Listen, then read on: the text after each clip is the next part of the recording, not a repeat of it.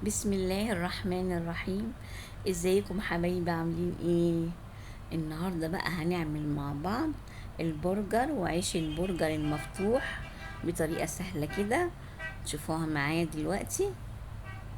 طبعا بقى ايه، كل ولادنا في الحر ده بيحبوا الحاجات التكاوي الخفيفة، فاحنا قلنا بقى نعملها في البيت بطريقة كده يحبوها ولادنا زي طريقة المطاعم. يعني بنحاول بقدر الامكان نجتهد ان احنا نعمل اللي هم عايزينه يعني. طبعا معايا المقادير هقول لكم عليها دلوقتي.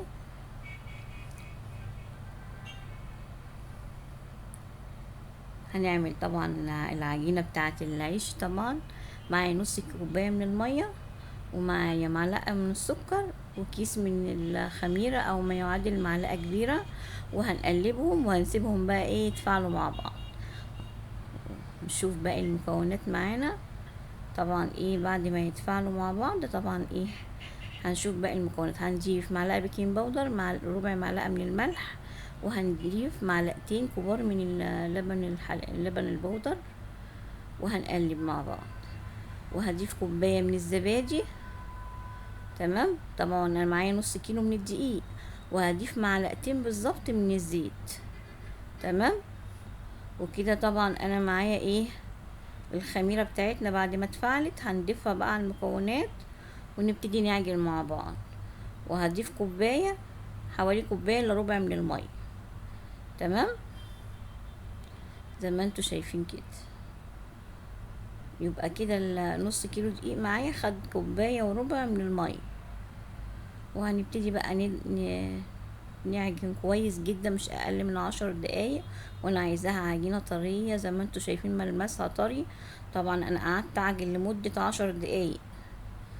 تمام. وهسيبها بقى زي ما ايه شايفين كده ايه تخمر معانا.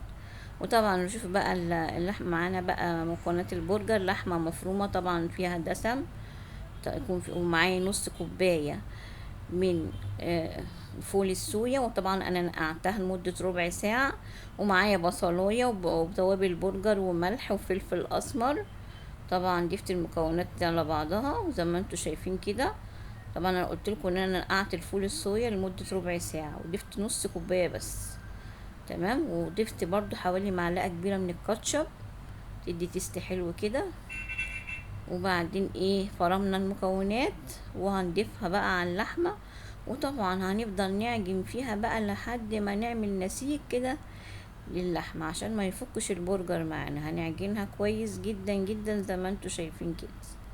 تمام. وانا كنت نسيت اضيف معلقة من التوم البودر فهضيفها دلوقتي. تمام. طبعا بقى ايه قرصتهم كده ايه كور صغيرة. عجينة البرجر قرصتها كور صغيرة. وطبعا حضرت معايا بقى ايه البصمة بتاعت البرجر، القالب بتاعها يعني. ولو طبعا احنا مش موجودة عندنا بنستخدم غطا بطرمان، هيدينا نفس النتيجة. طبعا انت زي ما انتوا شايفين كده فردتها كويس.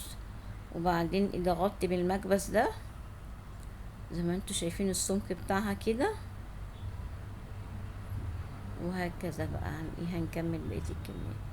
نفرد كويس زي ما انتوا شايفين كده، وانا بوريكم السمك بتاعه. بصوا. طبعا بقى ايه هعمل معاكم بقية الكمية.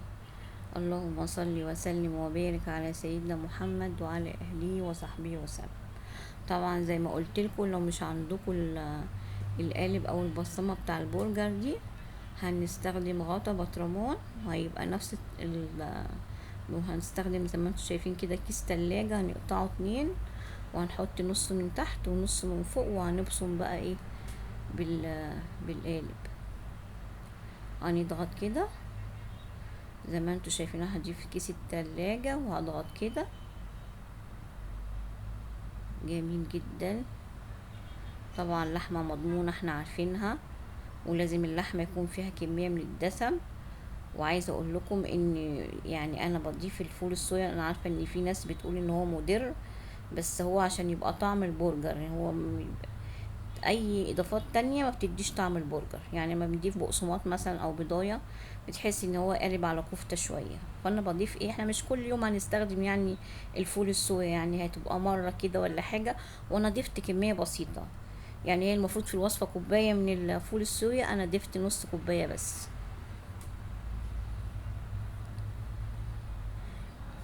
زي ما انتوا شايفين كده. خلصت طبعا كمية معاكم، وهروح بقى اشوف العجينة خمرت معايا. ههبط العجين من الهواء اللي فيه وابتدي اقرصها قد الليمونة، عشان انا طبعا ايه هعملها. هنعمل العيش المفتوح بيبقى النص جزء فوق وجزء من تحت كده، تمام. فلازم يكون بقى ايه العجينة صغيرة مش كبيرة يعني. زي ما انتوا شايفين كده العجينة ملساء وجميلة جدا، ناعمة معايا جدا. ده من شروط نجاحها انها تكون طرية كده وناعمة.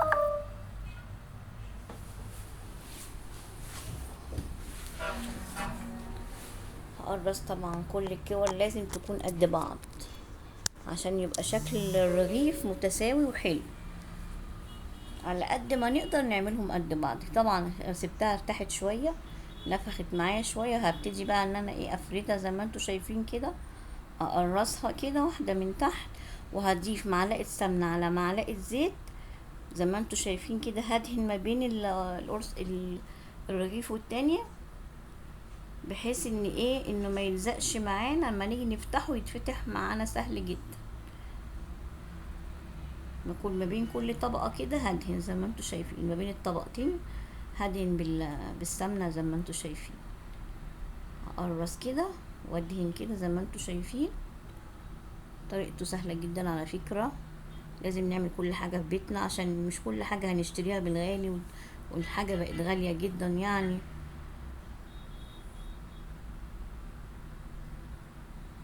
زي ما انتوا شايفين كده هعمل بقية الكمية كلها. هضيف اول قرصة، وبعدين هدهن ما بينها، وبعدين هضيف التانية عشان يبقى الرغيف معايا بقى زي ما انتوا شايفين.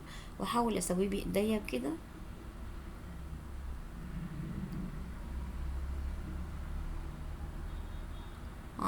عجينة قطنية جدا ما شاء الله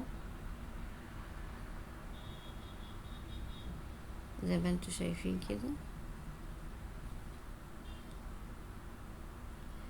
هبتدي بقى ايه اخلص كل الكمية معاكم، وهضيف معلقة من اللبن على معلقة من السكر على معلقة صغيرة من نسكافيه. وهبتدي بقى ايه ان انا ادهن على وش الرغيف معايا عشان يدي لمعة، وفي نفس الوقت عشان السمسم معايا يلزق. يبقى انا ضفت معلقة من اللبن على معلقة من السكر على ربع معلقة من النسكافيه، ودهنتها على وش الرغيف. وهبتدي انزل احط السمسم بقى على الوش كده، يقوم السمسم يثبت معايا. وهدخلها بقى على درجة حرارة تكون عالية على الرف الاوسط في الفرن، وهسيبها بقى تحمر معانا كده ويبقى كويس. وهغطيه بعد ما عشان يبقى طري معايا، تمام. اما يخرج هغطيه شوية بحيث يبقى طري معايا كده. بقى هنخبزه زي ما قلت لكم كده. انا معايا بقى ايه الحشو بتاعت البرجر. معايا طماطم وخيار مخلل وبصل متكرمل وكابوتشا ومايونيز على كاتشب، تمام. وكده بقى هنقلي البرجر.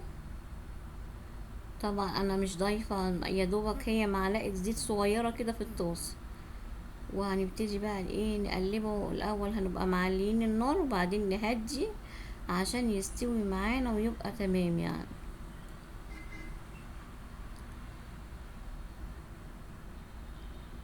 زي ما انتوا شايفين كده قليت الكمية. وادي العيش بتاعنا الكايزر الجميل المفتوح، هش وجميل وقطني جدا. وانا فتحت الرغيف بوريكم ان هو بصوا قطني جدا زي ما انتوا شايفين كده، وبيتفتح بكل سهولة. وادي البرجر بعد ما قليناه لونه جميل جدا، طعمه تحفة، لحمة ضامنينها كويس قوي، طبعا حاجتنا من البيت كلها مضمونة.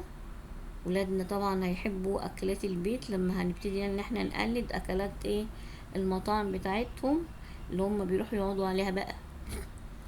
وبعدين بقى نحط الكابوتشا،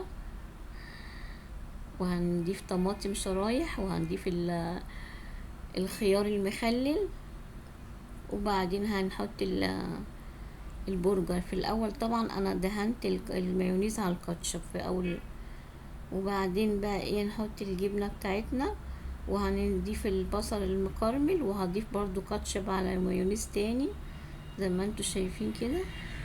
وادي بقى الساندوتش بتاعنا جميل جدا، احلى ساندوتش، حلو قوي قوي يعني ما شاء الله. وضيف طبعا حمرنا شوية بطاطس كده زي ما انتوا شايفين. متنسوش بقى اللايك والشير والسبسكرايب، اوعوا تنسوا اللايك.